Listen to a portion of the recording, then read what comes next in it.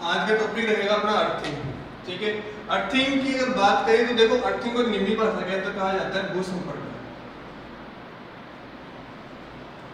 अब भूसंपर्कन अर्थिंग की अगर बात करें, इसके परिचय की अगर बात करें तो अर्थिंग मानव शरीर के लिए, मशीनी उपकरणों के लिए एवं भू वायरिंग जो रहती है या घरों की जो वायरिंग रहती है उन सब की सुरक्षा के लिए अपने को अर्थ करने की आवश्यकता पड़ती है।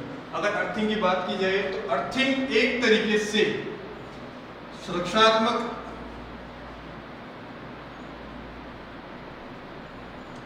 और अपनी खुद की सुरक्षा और साथ साथ उपकरण की सुरक्षा, इन दोनों के लिए महत्वपूर्ण होती है।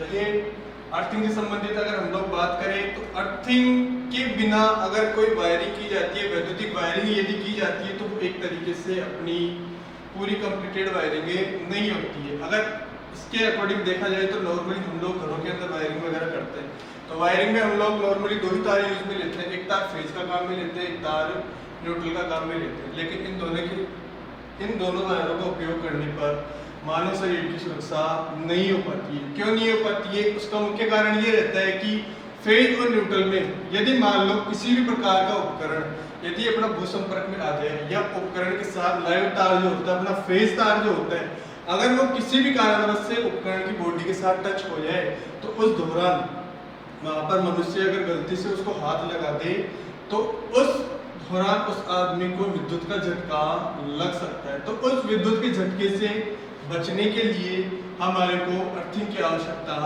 होती है। इसके अलावा अर्थिंग का फायदा सबसे बड़ा ये रहता है कि अर्थिंग में यदि कोई उपकरण किसी फ्लाई तार के संपर्क में आ जाता है तो उस दौरान वहां पर बहने वाली करंट का मान जो रहता है उसका मान अधिक हो जाता है। उस अतिरिक्त करंट को सीधे तौर पर भूमि तक पहुंचाने का एक जरिया जो होता है वो भी अपना अर्थिंग के द्वारा ही किया जाता है। अब अर्थिंग की अगर बात करें तो अर्थिंग देखो नॉर्मली तौर पर कहा जाता है कि अर्थ जो होता है हमेशा ऐसी जगह पर करना चाहिए जहां पर उसका रेजिस्टेंस मान कम हो। क्यों? क्योंकि विद्युत धारा के लिए ये कहा जाता है कि विद्युत धारा सुरक्षात्मक रूप से आदमी को तभी छोड़ती है जब वह किसी ऐसे परिपथ के अंदर से गमन कर जाए जहां पर रेजिस्टेंस का मान कम हो। तो उस दौरान अगर एक मनुष्य जो होता है अगर बाई चांस किसी मशीन पे हाथ लगाए तो उस दौरान उसको किसी प्रकार की कोई परेशानी या किसी प्रकार के कोई विद्युत झटके का अनुभव ना हो सके। क्यों? क्योंकि ये कहा जाता है कि मानव शरीर जो होता है उसका रेजिस्टेंस 1 किलो ओम होता है। मानव शरीर का जो रेजिस्टेंस होता है वो 1 किलो ओम होता है और अपन लोग जितने भी उपकरण लगाते हैं उन उपकरणों का रेजिस्टेंस इससे कम रहता है। लेकिन जब मानव के संपर्क की बात की जाती है तो नॉर्मली मानव का संपर्क फेज तार के साथ होता हुआ सीधा भूमि के साथ बन जाता है और जब फेज तार के साथ संपर्क भूमि के साथ बन जाता है तो उस दौरान जितनी भी करंट होती है वो सारी मानव शरीर के अंदर से होती हुई सीधी भूमि की ओर प्रवेश करती है। भूमि की ओर प्रवेश जब करती है तो उस दौरान ये कहा जाता है कि भूमि का जो रेजिस्टेंस होता है वो लास्ट 3 ओम या 8 ओम होता है। अब 3 ओम और 8 ओम जो रेजिस्टेंस होता है वो दोनों भी अलग अलग रहते हैं। पर्वतीय क्षेत्रों की बात करें तो वहाँ पर 8 ओम रहता है और नमी युक्त भूमि जो रहती है वहाँ का जो रेजिस्टेंस होता है वो 3 ओम रहता है।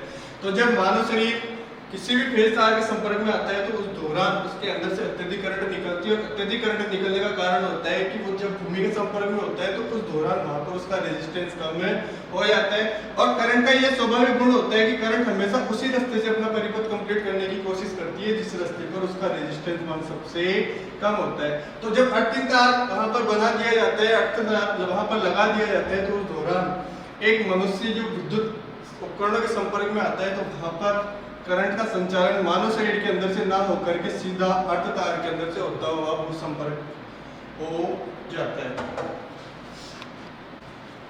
तो चलो अब बात करते हैं आगे, परिचय की बात हो गई, अब बात करते हैं अर्थिंग के महत्व की। भाई इसकी आवश्यकता अपने को क्यों पड़ती है, क्यों ये अपने लिए जरूरी होता है। तो सबसे पहले तो चीज ये देखी जाती है कि अर्थिंग के लिए ये कहा जाता है कि अर्थिंग के द्वारा उपकरणों और मनुष्य दोनों की सुरक्षा की जाती है। अब ये सुरक्षा किस प्रकार से करेगी तो उसके बारे में हम लोग देखते हैं। तो पहले अपना टॉपिक डाल लेते हैं पर अर्थिंग का महत्व।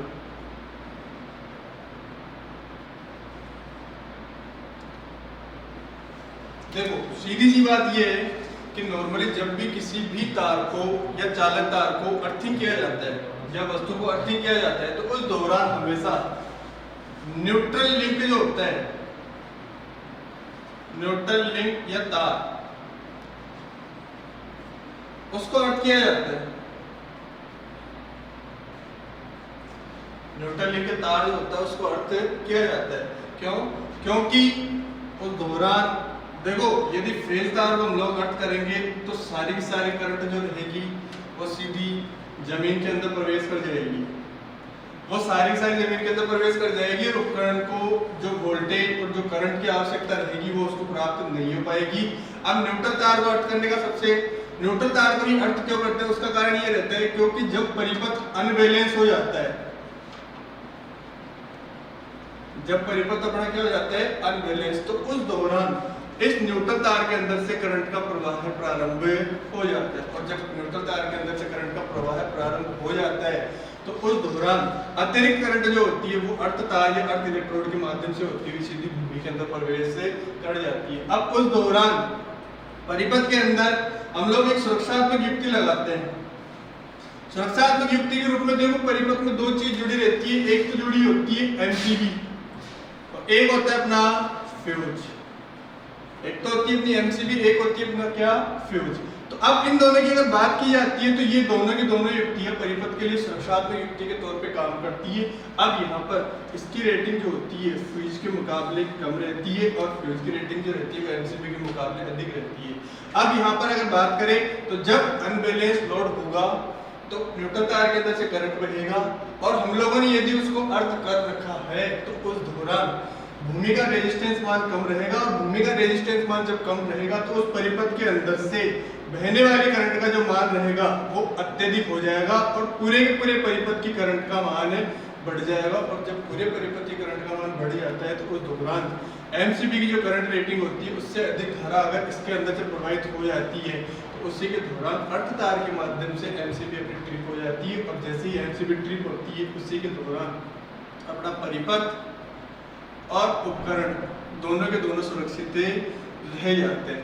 अब हम लोग यहाँ पर चर्चा करेंगे कि यदि हमारे पास अर्थ तार स्थापित किया गया हो तो उस दौरान होने वाली प्रक्रिया कौन सी होगी, किस तरीके से वह परिपथ के लिए काम करेगा, और यदि हमारे पास अर्थ तार परिपथ में जुड़ा हुआ नहीं है तो उस दौरान वहाँ पर जो प्रक्रिया होगी वो किस प्रकार की होगी। तो पहले बात करते हैं हम लोग कि यदि हमारा उपकरण जो है, यदि हमारा उपकरण जो है वो भू संपर्कित नहीं हो, कहने का मतलब उसको हम लोगों ने प्रॉपर रूप से अर्थ नहीं कर रखा हो तो उस दौरान क्या प्रक्रिया हो सकती है।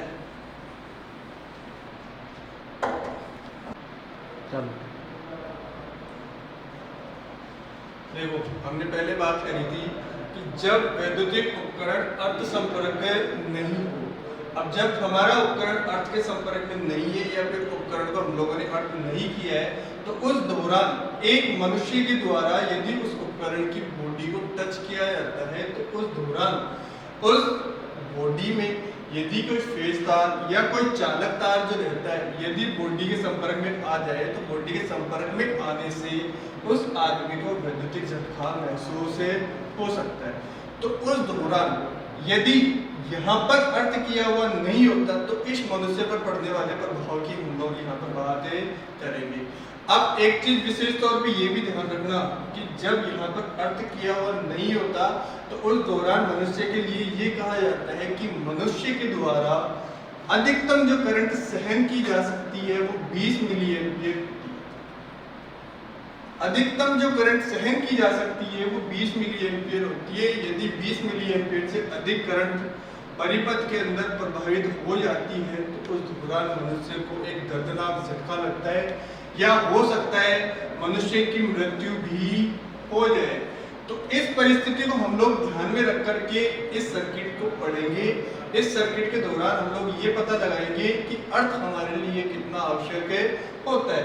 तो यदि किसी उपकरण को यदि हम लोगों ने अर्थ नहीं किया है तो उस दौरान एक मनुष्य पर पड़ने वाले प्रभाव किस प्रकार के होंगे। तो चलते हैं, देखो जब हम लोगों ने इसको सप्लाई के साथ संयोजित किया, सप्लाई के साथ संयोजित कर दिया तो यदि यहाँ पर मनुष्य के द्वारा इसको स्पर्श नहीं किया गया है तो अपना परिपथ काम करेगा। लेकिन यदि गलती से इस उपकरण में चालक तार जो है वो बाह्य बॉडी के संपर्क में आ जाए, तो उस दौरान अगर किसी मनुष्य के द्वारा उस बॉडी को टच कर दिया जाता है तो उस समय मानव शरीर का जो रेजिस्टेंस रहेगा वो रहेगा 1000 ओम। ठीक है। और परिपथ की यदि बात करें तो परिपथ में कुल रेजिस्टेंस की वैल्यू अगर काउंट की जाएगी तो उस दौरान मानव का रेजिस्टेंस और अपने उपकरण का रेजिस्टेंस दोनों कंबाइंड हो जाएंगे और उस दौरान टोटल रेजिस्टेंस की जो वैल्यू होगी उसका मान बढ़ जाएगा। अब यहाँ की अगर बात करें तो मनुष्य नॉर्मली रूप से क्या होता है, जमीन के साथ संपर्कित होता है। अब जब जमीन के साथ संपर्कित होता है तो यहाँ पर किसी प्रकार का हम लोगों ने कोई अर्थ तार संयोजित नहीं कर रखा होता है, तो उस दौरान करंट का प्रवाह जो होगा मानव शरीर के अंदर से होता हुआ सीधा जमीन के संपर्क में आने की कोशिश करेगा। क्यों? क्योंकि जमीन का जो रेजिस्टेंस बताया है वो अभी मैंने कहा था कि भूमि जो होती है उसका रेजिस्टेंस 3 ओम से लेकर के 8 ओम तक का होता है, तो पर्वतीय क्षेत्र का 8 ओम है और नॉर्मली भूमि का अपना रेजिस्टेंस 3 ओम है। तो इस दौरान यदि यहाँ पर अर्थ संपर्कित तार स्थापित नहीं है तो अत्यधिक करंट इस मनुष्य के शरीर के अंदर से प्रवेश करेगी और जब इसके अंदर से प्रवेश करेगी तो उस दौरान मनुष्य के खून का जो संचरण है या ब्लड का जो संचरण है अगर उसकी गति देखें और विद्युत धारा की गति देखें तो इन दोनों में बहुत फर्क हो जाता है।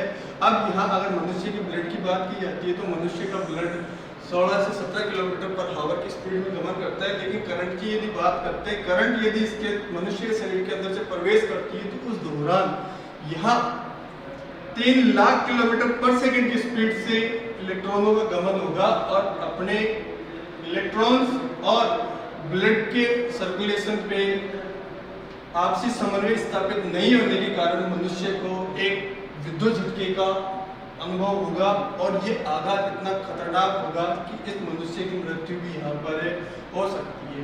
अब अगर यहाँ की बात करें तो इस दौरान देखो परिपथ की अगर वोल्टेज की बात करें तो मान लेते हैं परिपथ में वोल्टेज कितनी है 250, और यदि रेजिस्टेंस की बात की जाए तो यहाँ पर रेजिस्टेंस मान कितना है 1000 ओम। तो इस समय इस परिपथ के अंदर बहने वाली जो करंट का मान होगा तो वो होगा I बराबर V/R, तो वोल्टेज वैल्यू रहेगी कितनी 250, और यदि इसकी बात करें तो इसका रेजिस्टेंस हो जाएगा कितना 1000 ओम। तो यहाँ पर करंट जो बहेगी वो कितनी बह सकती है अपनी 0.25 एम्पियर, या फिर मैं बात करूँ तो 250 मिली एम्पियर। और अभी जस्ट मैंने स्टार्टिंग में कहा था कि मनुष्य जो होता है वो सही तरीके से या मनुष्य का शरीर जो होता है वो मैक्सिमम 20 मिली एम्पियर तक की करंट को सहन कर सकता है, 20 मिली एम्पियर तक की करंट को सहन कर सकता है। लेकिन यहाँ पर 20 मिली एम्पियर करंट जब वो सहन करेगा तो उस दौरान भी उसको एक दर्दनाक झटके का अनुभव होगा। अब यहाँ 20 मिली एम्पियर और 250 मिली एम्पियर की बात करें तो यहाँ पर ज्यादा भी नहीं तो कम से कम 20 से 25 गुना तक अधिक एम्पियर करंट बह रही है, तो उस दौरान मनुष्य को पूर्ण रूप से क्षति पहुंच सकती है या फिर मनुष्य की मृत्यु भी हो सकती है। तो जब वैद्युतिक उपकरण अर्थ के संपर्क में नहीं होता तो मनुष्य को लगने वाला जो झटका होता है वो बहुत दर्दनीय होता है, बहुत ही ज्यादा। एक तरीके से मैं कहूँ तो विद्युत शॉक के कारण यहाँ पर मनुष्य की मृत्यु भी हो सकती है। ठीक है, तो अब बात करते हैं अगर यही चीज, अगर यही संपर्कन अगर हम लोगों ने अर्थ के साथ कर दिया होता तो उस दौरान क्या होता, तो यहीं से देखते हैं। तो इस दौरान तो हम लोगों को पता चला कि यहाँ पर बहने वाली जो करंट है वो 250 मिली एम्पियर हो जाएगी। अब इस दौरान देखो तो 250 मिली एम्पियर करंट बहती है तो परिपथ के साथ जुड़ा हुआ फ्यूज जिसकी रेटिंग 5 एम्पियर है, तो 5 एम्पियर में और 250 मिली एम्पियर में बहुत फर्क आ गया। तो यहाँ पर जो अपना फ्यूज तार जो रहेगा वो पिघल करके नहीं टूटेगा, और जब पिघल करके नहीं टूटेगा तो पूरी की पूरी करंट फ्लो होती रहेगी और मानव शरीर के अंदर से होती हुई सीधी जमीन के अंदर प्रवेश करती हुई रहेगी। अब यदि इसी उपकरण को हम लोगों ने अर्थ के संपर्क में कर दिया होता तो इस मनुष्य के ऊपर इस करंट का क्या प्रभाव पड़ता, तो उसको देखते हैं। आगे यहाँ पर देखो, यदि हम लोगों ने इसकी बॉडी को अर्थ कर दिया होता तो उस दौरान परिपथ में बहने वाली जो करंट होती वो किस प्रकार की होती, परिपथ के ऊपर क्या प्रभाव पड़ता। तो देखो, जब परिपथ की बॉडी को अर्थ कर दिया जाता है तो उस दौरान अधिकतम करंट जो होती है वो इस अर्थ तार के माध्यम से होती हुई सीधी नमी युक्त भूमि के अंदर प्रवेश से कर जाती है। और जब ये नमी युक्त भूमि के अंदर प्रवेश करती है तो उस दौरान ये कहा जाता है कि जब अर्थ कर दिया जाता है तो करंट अधिकतर मात्रा में इस अर्थ तार के माध्यम से होती हुई सीधी जमीन के अंदर प्रवेश करेगी और इस पूरे परिपथ में रेजिस्टेंस का मान कम हो जाएगा। और जब रेजिस्टेंस का मान यहाँ पर कम हो जाता है तो अत्यधिक मात्रा में करंट सीधी अर्थ तार के अंदर से होती हुई सीधी ग्राउंड हो जाती है। उस दौरान ये कहा जाता है कि यहाँ पर यदि आप लोगों ने 250 वोल्टेज परिपथ के लिए प्रवाहित करी है और रेजिस्टेंस यदि इस पूरे परिपथ का कम हो जाता है तो उस दौरान यहाँ पर बहने वाली करंट का मान जो रहता है वो बहुत ज्यादा हो जाता है। और जब करंट का मान बहुत ज्यादा हो जाता है तो उस दौरान परिपथ के अंदर लगी हुई सुरक्षात्मक युक्तियां जो होती है उनके द्वारा परिपथ को पूर्ण रूप से बंद कर दिया जाता है। अब यहाँ की अगर बात करें तो नॉर्मली मान लेते हैं कि जब हम लोगों ने इस तार को अर्थ के साथ संयोजित कर रखा है तो जब मनुष्य इसको छुएगा तो मनुष्य का रेजिस्टेंस जो 1000 ओम है उस 1000 ओम के रेजिस्टेंस का इस पूरे परिपथ पे इतना प्रभाव नहीं पड़ेगा। क्यों नहीं पड़ेगा? वो इसलिए नहीं पड़ेगा क्योंकि मनुष्य का रेजिस्टेंस यहाँ पर 1000 ओम है और हम लोगों ने जो परिपथ बना रखा है उसका कुल प्रतिरोध ही 10 ओम है और उस पूरे प्रतिरोध को हम लोगों ने क्या कर रखा है? अर्थ कर रखा है। तो जब इसको अर्थ कर दिया जाता है तो करंट का स्वाभाविक गुण रहता है, करंट हमेशा निम्न प्रतिरोध वाले परिपथ के अंदर से गमन कर जाती है। तो यहाँ से होती हुई करंट सीधी अर्थ तार के माध्यम से भूमि के अंदर प्रवेश कर जाएगी और मनुष्य का रेजिस्टेंस 1000 ओम होने के कारण इसके अंदर से करंट का चालन नहीं हो पाएगा। और जब इसके अंदर से करंट का चालन नहीं हो पाएगा तो जब वोल्टेज और रेजिस्टेंस इन दोनों के आधार पर जब करंट की कैलकुलेशन की जाती है तो करंट का मान अत्यधिक होता हुआ अपने इस अर्थ तार के माध्यम से सीधा जमीन में प्रवेश कर जाएगा। और जब जमीन के अंदर प्रवेश कर जाएगा तो इस दौरान परिपथ के पीछे सर्किट जो बना हुआ है उस पूरे सर्किट का करंट का मान बढ़ जाएगा और सर्किट के करंट का मान बढ़ते ही अपने फ्यूज जो रहेगा या एमसीबी जो रहेगी वो दोनों क्या हो जाएंगे? ट्रिप हो जाएंगे और ट्रिप होकर के परिपथ को पूर्ण रूप से क्या कर देंगे? बंद कर देंगे। तो जब परिपथ पूर्ण रूप से बंद हो जाता है तो उस दौरान यदि मनुष्य मशीन के उपकरण जो बॉडी को छू भी लेता है तो उस दौरान मनुष्य को विद्युत झटके का एहसास नहीं हो पाता। अब देखो, अब अगला टॉपिक है अर्थिंग से संबंधित पद।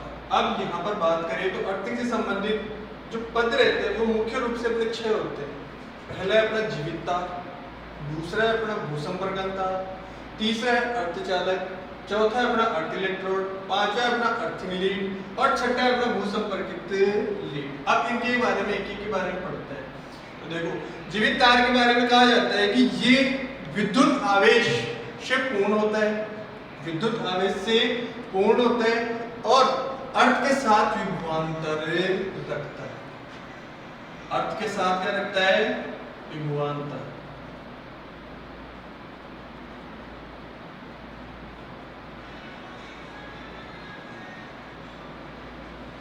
अब उसके बाद एक बात करें भूसंपर्क तार की, तो भूसंपर्क तार जो होता है वो अपना न्यूट्रल तार के साथ संपर्क बनाए हुए रहते हैं। इसके साथ न्यूट्रल तार के साथ, ठीक है। अब तीसरा आता है अपना अर्धचालक। तो अर्धचालक की बात करें तो देखो, अर्धचालक एक ऐसा तार होता है जो दोष के साथ, जो दोष की स्थिति में अपने अंदर से विद्युत धारा का प्रवाह करता है।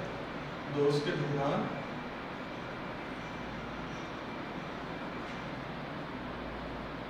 अपने अंदर से विद्युत का चालन करने वाला।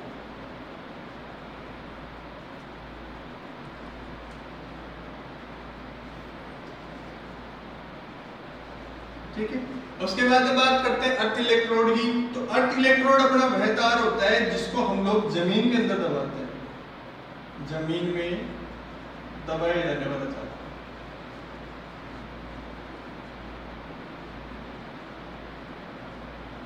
ठीक है।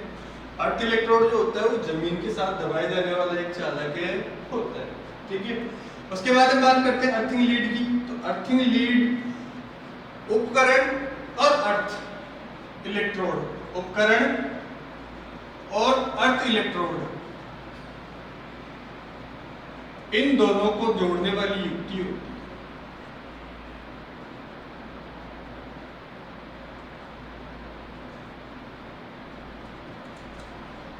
उपकरण और अर्थ इलेक्ट्रोड को जोड़ने वाली एक अपनी युक्ति होती है। उसके बाद में बात करें भूसंपर्कित लीड, तो भूसंपर्कित लीड जो होती है ये एक तरीके से इलेक्ट्रोड के साथ जुड़ी हुई होती है, जो अपना अर्थ इलेक्ट्रोड होता है उसके साथ जुड़ी हुई रहती है।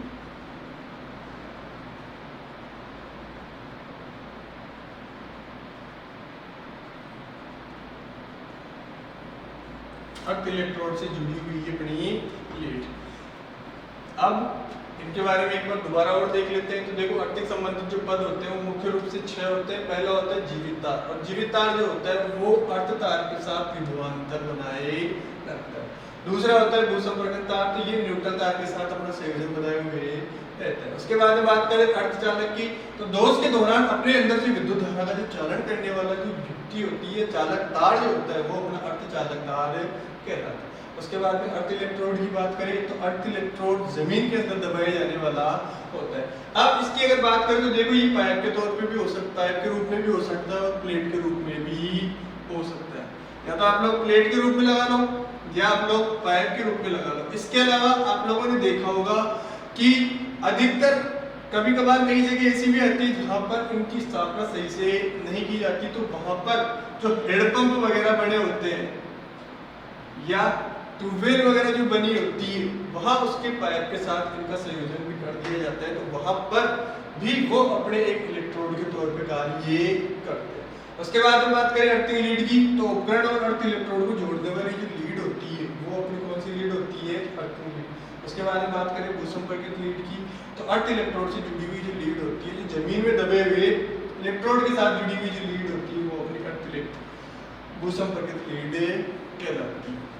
अब इसके बाद में बात करें इसकी विधियों की, तो इसके अब देखते हैं आगे अर्थिंग के प्रकार। तो अर्थिंग के प्रकारों की जब भी बात की जाती है तो मुख्य रूप से अर्थिंग जो होती है वो 4 प्रकार की होती है। बेसिकली जो अधिकतर यूज में ली जाती है वो 2 ही प्रकार की अर्थिंग होती है, लेकिन आजकल सिलेबस में नए 2 पैटर्न और दे दिए गए हैं, एक वाटर टेप अर्थिंग और एक रॉड अर्थिंग। देखो पहले बात करते हैं प्लेट अर्थिंग की, पहले बात करते हैं इसकी प्लेट अर्थिंग की। उसके बाद में अगर दूसरी बात की जाए तो दूसरी होती है फिर पाइप अर्थिंग। तीसरी की अगर बात की जाए अर्थिंग के प्रकार में तो तीसरा होता है वाटर टेप अर्थिंग, और चौथे प्रकार की जो अर्थिंग होती है वो होती है अपनी रॉड अर्थिंग। तो अब स्टार्ट करते हैं पहले प्लेट अर्थिंग से। तो प्लेट अर्थिंग का सर्किट डायग्राम अगर हम लोग देखते हैं तो सर्किट डायग्राम बनाने के लिए प्लेट अर्थिंग का जो फ्रेम होता है या डायग्राम जो रहता है वो इस प्रकार से होता है। अब इसकी अगर बात की जाती है तो देखो नाम से अपने को पता चल रहा है कि अपने को अर्थिंग करनी है, और अर्थिंग के तौर पे जो चीज काम में लेनी है वो है क्या? अपनी प्लेट। अब प्लेट जो होती है देखो नॉर्मली ये कहा जाता है कि अर्थ तार के लिए, अर्थ तार के रूप में अर्थिंग के लिए जो प्लेट काम में ली जाती है वो 2 प्रकार की हो सकती है। पहली एक तो होती है तांबे की, जिसका व्यास जो होता है वो होता है 3.15 mm। उसकी मोटाई की अगर बात करें तो मोटाई होती है 3.15 mm की। इसके अलावा अगर दूसरी बात की जाती है तो दूसरी अर्थिंग के लिए जो प्लेट काम में ली जाती है वो GI की ले सकते हो, गैल्वेनाइज्ड आयरन की आप लोग काम में ले सकते हो, और इसकी जो मोटाई होती है वो जस्ट इसकी दुगनी होती है। तांबे की जो प्लेट होती है उसकी जस्ट दुगनी होती है, जस्ट दुगनी का मतलब 6.30 mm तक की इसकी मोटाई होती है। अब इस प्लेट अर्थिंग की स्थापना के लिए अपने को क्या करना पड़ता है? तो इस प्लेट अर्थिंग की पहली बात करते हैं सर्किट डायग्राम की। इसका जो सर्किट डायग्राम होता है वो किस तरीके से बनाया जाता है, या इसको बनाने के लिए हम लोग कौन कौन सी चीज का प्रयोग कहाँ पे किस तरीके से करते हैं। तो देखो यहाँ पर इसका एक सर्किट डायग्राम दिया गया है। सर्किट डायग्राम के अकॉर्डिंग इस प्लेट की जो लंबाई है, इस प्लेट की लंबाई बताई गई है कि 90 बाई 90 mm का अपने को एक गड्ढा खोदना होता है।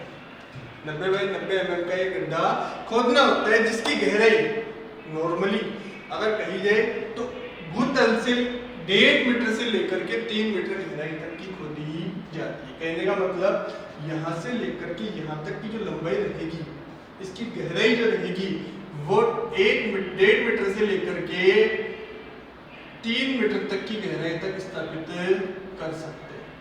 ठीक है, अब यहाँ पर 1.5 मीटर से लेकर 3 मीटर तक की गहराई के लिए एक समान चौड़ाई पे 90 बाई 90 mm का एक गड्ढा खोदता हुआ खोद दिया जाता है। अब गड्ढा खोदने के बाद अपने को उसमें क्या क्या चीज स्थापित करनी होती है। तो जब 90 बाई 90 mm का हम लोगों ने गड्ढा खोद दिया, तो गड्ढा खोदने के बाद वहाँ पर हम लोगों को एक प्लेट काम में लेनी होती है जिसकी साइज 60 बाई 60 mm होती है, और उस गड्ढे के दोनों तरफ या उस प्लेट के चारों तरफ अपने को 15 बाई 15 mm का एक खाली गैप छोड़ना होता है। इस खाली गैप के अंदर हम लोग कोयला, चारकोल, पानी इनका मिश्रण भर देते हैं ताकि ये प्लेट पूर्ण रूप से नमीयुक्त बनी रहे। अब इस प्लेट का संयोजन इस अर्धतार के साथ करने के लिए यहाँ पर देखो, अर्धतार के साथ संयोजित करने के लिए अपने को मुख्य रूप से दो बातों का ध्यान रखना होगा। यदि हम लोगों ने यहाँ पर ये प्लेट तांबे की काम में ली है, यदि ये प्लेट कॉपर की काम में ली है, तो यहाँ पर जो रोड काम में ली जाएगी वो भी मुख्य रूप से कॉपर की ही रहनी चाहिए, या इसके साथ जो आप लोगों ने वाशर वगैरह, नट बोल्ट वगैरह जो भी काम में लिए वो भी लगभग सारे कॉपर की होनी चाहिए। क्यों? क्योंकि इससे इसका रेजिस्टेंस जो होता है उसका मान नहीं बढ़ता और यहाँ पर करंट जो होती है वो प्रॉपर रूप से आसानी से अर्धतार के अंदर से प्रवेश कर जाती है।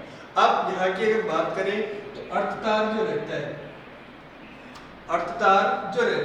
उस अर्धतार के लिए एक जीआई पाइप की स्थापना की जाती है। उस जीआई पाइप का जो व्यास होता है वो 12.7 mm का होता है, और इसी जीआई पाइप के माध्यम से हम लोग अर्धतार को इस प्लेट के साथ संयोजित कर देते हैं। अब इसके साथ बात यह आती है कि यहाँ पर पानी की उपस्थिति किस प्रकार से दी जाए, या नमक और चारकोल हम लोगों ने जो लगा रखा है वहाँ पर उसको पूर्ण रूप से नमीयुक्त बनाने के लिए अपने पास जो पाइप की स्थापना की जाती है, जिस पाइप के साथ इस प्लेट को जोड़ा जाता है, उस पाइप का जो व्यास रखना होता है वो 19 mm रखना होता है ताकि इसके अंदर से जल को आसानी से प्रवेश किया जा सके और नमक, कोयला, पानी, नमक, चारकोल और अपना कोयला जो रहता है वो पूर्ण रूप से नमीयुक्त रह जाए। अब मुख्य रूप से यहाँ पर बात की जाती है कि यहाँ एक अपने को विशेष तौर पे ये ध्यान रखना होता है कि जब इस अर्थ की स्थापना की जाती है तो उस दौरान इस फनल का उपयोग अपने को करना होता है। इस फनल के ठीक ऊपर एक कास्ट आयरन का कवर लगाना होता है। कास्ट आयरन का कवर इसलिए लगाना होता है कि यहाँ इस फनल को, इस कास्ट आयरन को हटा करके आसानी से इसके अंदर से जल को प्रवाहित कर दिया जाए ताकि इसके अंदर बाहरी मिट्टी वगैरह प्रवेश नहीं कर सके और अपनी प्लेट को खराब नहीं कर सके। ठीक है, तो ये थी अपनी नॉर्मली तौर पे बात करें तो एक प्लेट अर्थिंग। अब इस प्लेट अर्थिंग के बारे में नॉर्मली सही तौर पे अपने को बस किसी चीज ध्यान रखनी है। पहली चीज कि यहाँ पर जो गड्ढा बनाया जाता है वो किस हिसाब से होता है, तो गड्ढे के लिए ध्यान रखना 90 बाई 90 का एक गड्ढा खोदा जाता है। ठीक है, और इसकी गहराई जो होती है वो 1.5 मीटर से लेकर के 3 मीटर तक की होती है। अब यहाँ पर इसकी बात करें तो इस प्लेट को फनल के साथ जोड़ने के लिए यहाँ पर एक जीआई पाइप काम में लिया जाता है। जीआई पाइप का जो व्यास होता है वो 19 mm होता है। इसके साथ ही इस प्लेट को अर्धतार के साथ संपर्कित करने के लिए दूसरा जीआई पाइप जो काम में लिया जाएगा उसका व्यास रहेगा 12.7 mm। तो इस तार के अंदर से हम लोग या इस पाइप के अंदर से मशीन के साथ जुड़े हुए अर्थ किए हुए तार को इस वायर के अंदर से प्रवेश करवा करके प्लेट के साथ संयोजित किया जाता है। हमने पहले बात की थी प्लेट अर्थिंग की। ठीक है, अब उसके बाद में अपना दूसरा आता है पाइप अर्थिंग। तो देखो पाइप अर्थिंग भी एक तरीके से अर्धतार जो होता है उसको जमीन के साथ संपर्कित करने का कार्य करती है। अब यहाँ की अगर बात करें तो इसका सर्किट डायग्राम कुछ इस तरीके से होता है। इसकी बनावट जो होती है वो कुछ इस तरीके से होती है। अर्थ की स्थापना करने के लिए अपने को सर्वप्रथम इस तरीके से एक डायग्राम बना करके उसके अकॉर्डिंग प्रक्रिया पूर्ण करनी होती है। अब देखो, जब भी पाइप अर्थिंग की स्थापना की जाती है तो उस दौरान अपने को किन किन चीजों की आवश्यकता पड़ती है। पहली अपने को आवश्यकता पड़ती है एक अर्धतार की। ठीक है, उसके बाद में दूसरी अपने को आवश्यकता पड़ती है एक फनल की। उसके साथ अपने को आवश्यकता पड़ती है जीआई पाइप की, और जीआई पाइप के साथ वाशर के साथ सॉकेट के साथ जो तार संपर्कित में किया जाता है वो अपना एक पाइप होता है जिसको जीआई पाइप के नाम से जाना जाता है। इस जीआई पाइप का जो व्यास होता है वो 38 mm का होता है। ठीक है, 38 mm का GA पाइप का इसका व्यास होता है और इसके अंदर 12 mm के अनेक प्रकार के होल बने हुए रहते हैं। इन होल के माध्यम से इस पाइप के अंदर से पानी जब भी इसके अंदर ढाला जाता है तो इस पाइप के माध्यम से पानी सीधा इन होल के अंदर से होता हुआ अपने नमक को चारकोल के साथ मिश्रण करता है और इसके साथ यहाँ पर नमी बनाए रखने का कार्य भी करता है। अब सबसे बड़ी चीज यहाँ पर अपने को ये ध्यान रखना है कि यहाँ जो पाइप स्थापित किया जाता है 19 mm का जो GA पाइप स्थापित किया जाता है उसी पाइप के अंदर से पानी की उपस्थिति और अपने इस अर्धवाहक की उपस्थिति दोनों रखी जाती है।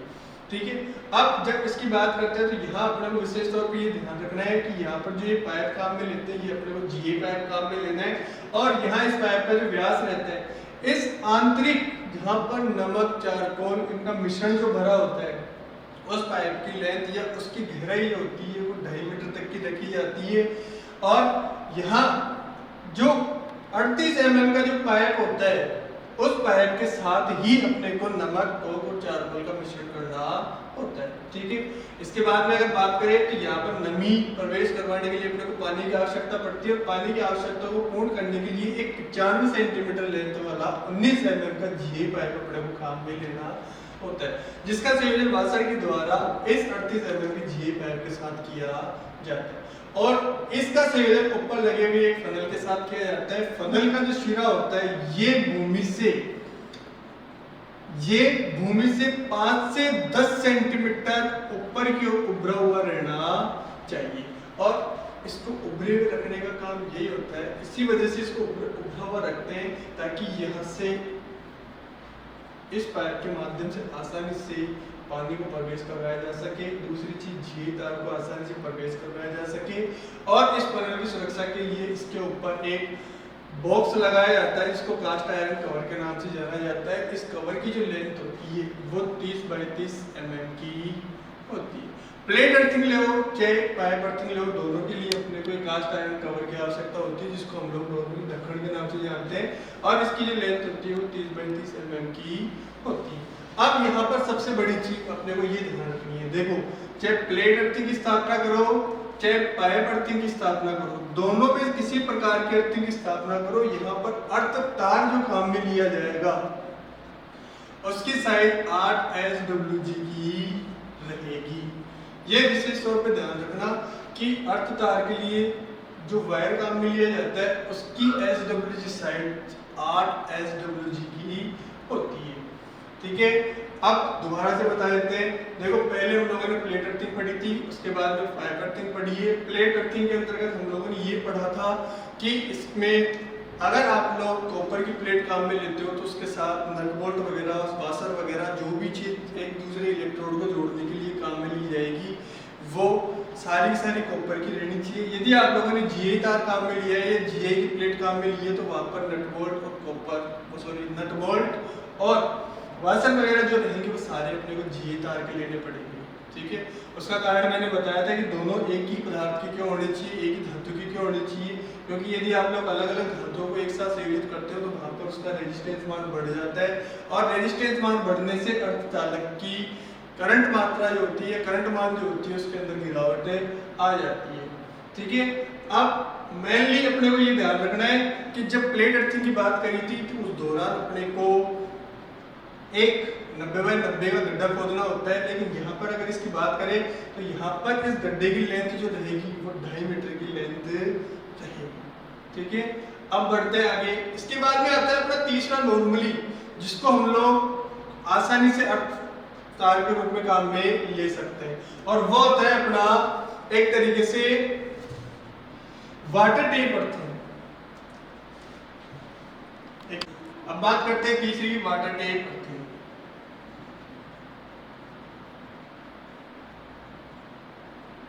देखो वाटर टेप अर्थिंग के लिए सबसे बेहतर और सबसे अच्छा जब आप लोगों ने देखा होगा कि हेडपंप की स्थापना की जाती है। हेडपंप मान लो, ट्यूबवेल जो आती है अपनी वो मान लो, तो यहाँ इनके संपर्क की अगर बात की जाती है तो ये सीधा नमी युक्त क्षेत्र से जुड़ी हुई रहती है। हमारे को पता है कि लगभग 250 फुट 300 फुट या इससे भी अधिक तक की गहराई में इन दोनों की स्थापना की जाती है। और जहाँ जल की पर्याप्तता होती है, जहाँ जल की पर्याप्तता होती है वहाँ की भूमि का प्रतिरोध कम होता है। तो एक प्रकार से वाटर टेप अर्थिंग के द्वारा भी आप लोग पूर्ण रूप से जल के साथ अर्धतार को नमी युक्त क्षेत्र तक पहुंचा सकते हैं। अब इसके द्वारा अर्थिंग करने का प्रयोजन जो होता है वो किस तरीके से करेंगे।